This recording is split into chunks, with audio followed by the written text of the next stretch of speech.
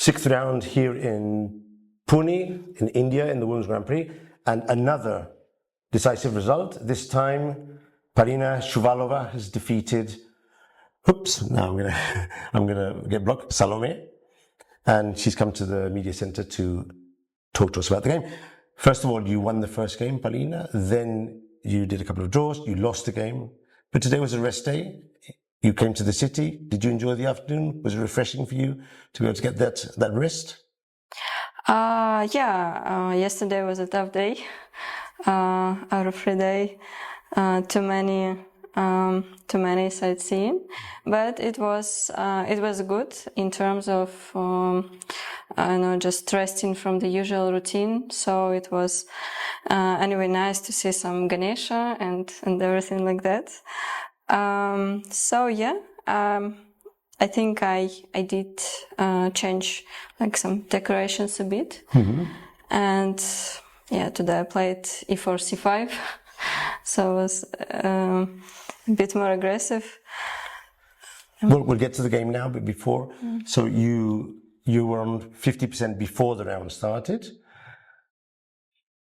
Distant to the first place, but not totally distant. I even said yesterday in the recap that you had an outside chance to try to go for the win as long as you scored heavily in the second part of the tournament, and you were playing with black against Salome. So going into the game, what was your game plan for this game? I wanted to have a game, and of course to play for a win if I had chances. I'm happy that my plan worked out. So you played this Sicilian with the fianchetto. We get to this position here, and we were talking just before the interview that this knight d4 that your opponent played here, you thought that you were going to be okay after that move, but you were telling me that maybe White had other options here. So tell us a bit about this critical position here. Yeah, I did not had a good position out of the opening, so she had a nice advantage here. I see like computer lines are with c4.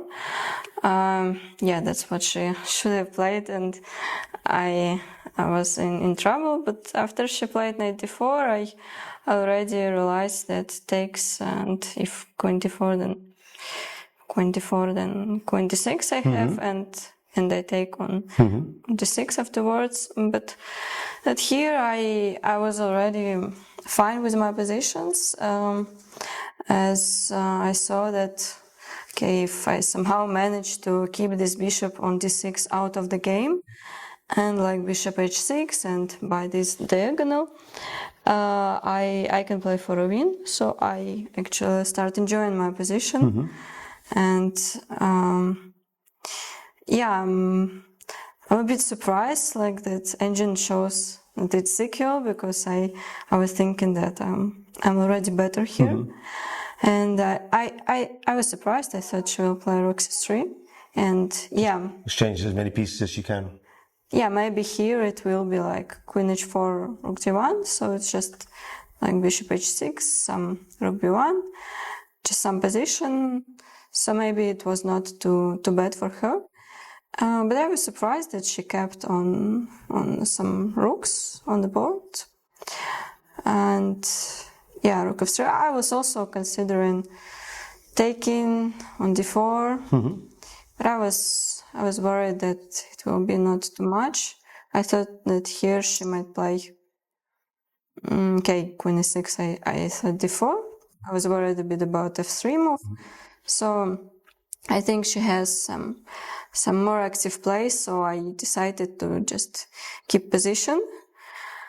And I thought that black is better here. I'm surprised with the engine evaluation. But in practical play, it's not so easy to defend, and also I thought she was gradually getting lower on time. But let me get back to what you said before about the bishop, because I'm sure that many of the viewers will want to understand a bit. The bishop on d6 looks very strong. It looks very strong, but you just said before that if the game progresses and the bishop doesn't have anything to do, that it might become sort of stale. But your own bishop doesn't have much. So could you explain a bit more about the difference between the two bishops here?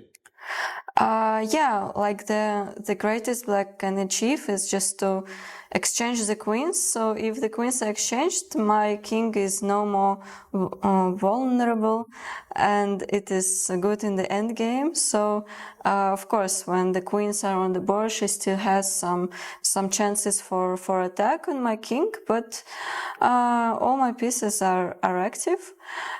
So, I mean, the worst scenario that happened has actually happened in the game when the queens were exchanged and you went to the ending. Yeah, and like in the end game, the bishop is just very bad. We'll see this now on the board. I thought it was very instructive, the final parts of the game.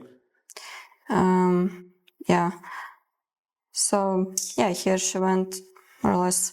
I thought she will play like bishop c5, queen f4, and I like queen e3. I had even Rook a4. like here. Okay, I see here. Now I don't understand why these zeros. Lines, no? Like, I'm just two It's pawns. amazing that you're 2 pawns up and the computer says that you are better. Okay, she has bishop d6, but no, that's Some very perpetual hard. at the end, but this is computer lines. Yeah, but it's even not simple. I have rook a4 and rook c4. It's Sometimes the computers show weird things. And now you activated your bishop. yeah. This I thought is losing. Yeah, if rook of 1, I have bishop e3. Bishop e3, yeah. So she has to play g3, queen g5.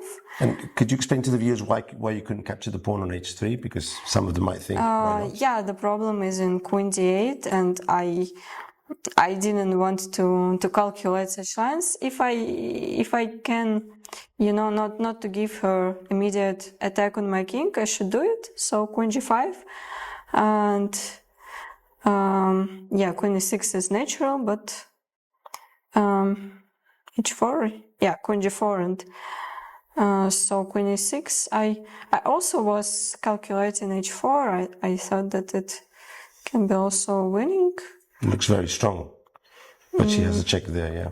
Yeah, but yeah, that's why I saw queen f7, bishop g7, and f4. That's why you don't really want to go here, no? Yeah, that's why I didn't play it. And rook f2.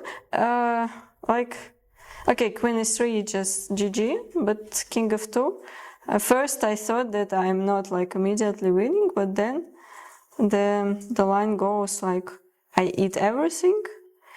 I give check, and I put my okay, yeah, queen h1, king e2. I put my queen on g4, and I play bishop to e3. Yeah, I play. Yeah, and if rook d3, I have queen f2. Double check, yeah. Queen f1. And you pick up the rook at the end. Queen c1. Yeah, okay, yeah. And queen c4 and queen takes. Queen c4, yes. You more or less calculated this and saw this would be winning. Yeah. Well, I evaluated. I didn't calculate at the end, but it feels so winning. Yeah, and here it's just a game over basically. And this is the ending, but of course you've got the material advantage and. Yeah, and it's like a. And her bishop hasn't improved that much. It's still sort of like attacking lots of squares. It's optically very nice, but it doesn't do anything. Yeah, I don't know, her bishop is horrible here. Like when we ended, it's just king e4 and king f3, and all the white squares are yours. No defense from checkmate. Quite a good game, Polina. After the game, you were discussing something with your opponent, and I didn't understand what you were saying, obviously, because I don't speak all You don't know Russian, really? I don't know Russian, oh, but I'm learning. So tell me, what were you discussing? Some of the variations? Any specific variation? Yeah, we were calculating the lines after rook f2, king f2. So more or less this line here, no? Yeah, but it's bad for white already. So who are you facing tomorrow? I think you have white pieces. I think Harika. Okay. Yeah. So you're still there with a chance, although you know that both Humpy and Zhu Jiner have won their games. So what do you think for the last 3 rounds? What is your approach? What is going to be your game plan for these last 3 rounds? I'm just trying to play, to have good games, to win some games, because I'm I'm yet not satisfied with my play in the previous rounds. So yeah, I will just try to play good games. Thank you very much, Polina. Okay.